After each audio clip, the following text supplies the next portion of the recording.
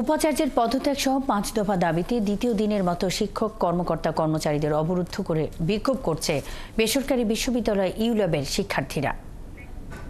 শিক্ষার্থীদের বিক্ষোভে আজও সকাল থেকে উত্তাল ইউল্যাব ক্যাম্পাস।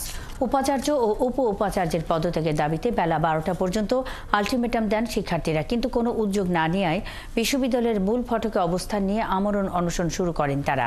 এখনও অবরুদ্ধ আছেন বিশ্ববিদ্যালয়ের শিক্ষক কর্মকর্তারা। দাবি আদায় না হওয়া পর্যন্ত আন্দোলন চালিয়ে যাওয়ার ঘোষণা দিয়েছেন শিক্ষার্থীরা। এদিকে আন্দোলন করা শিক্ষার্থীদের বিরোধিতা করে শিক্ষার্থীদের আরেকটি পক্ষ ক্যাম্পাসের ভেতর অবস্থান নিয়েছেন।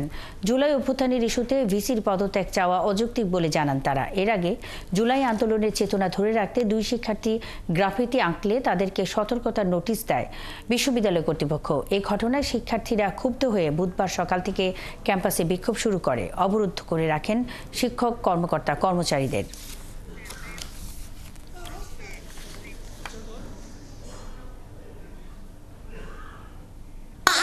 যে একটা আবেদন তার কাছ থেকে আমরা স্টেটমেন্ট চাচ্ছি, সেটা পর্যন্ত সে দিতে রাজি নয়। এই ধরনের ভিসিকে কেন মানুষ ডিফেন্ড করবে?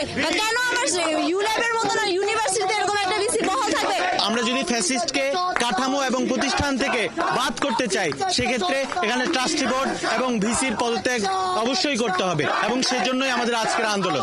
দুপুর 12টার সময় বলার কথা ছিল আমাদেরকে যে আমরা তারা কি পদক্ষেপ নিতে যাচ্ছে এবং আমরা এই অনুযায়ী কি করব, বাট তারা আমাদেরকে এখন পর্যন্ত কিছু জানে নাই।